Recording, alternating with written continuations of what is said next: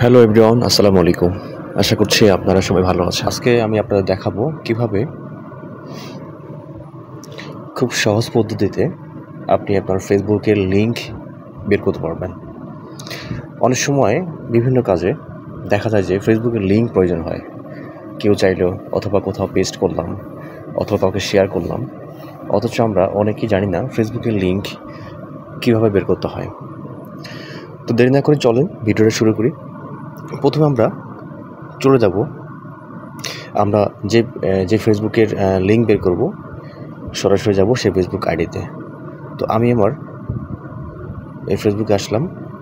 ফেসবুকে আসার পরে আমি আমার এই আইডির লিঙ্ক বের করব খুব সহজে, খুব সিম্পল হবে। আচ্ছা, নর্মালি এখানে আসার পরে আমরা কোথাও যাব না।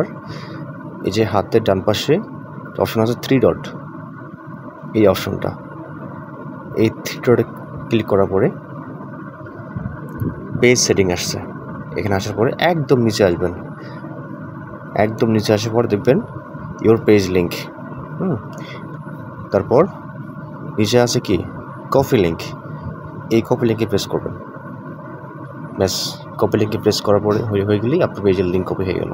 আপনি এখন এই লিঙ্ক নর্মালি আপনাকে দেখাচ্ছি। আপনি এখন এই লিঙ্ক যে কোনো জায়গায় কপি করতে পারবেন। মনে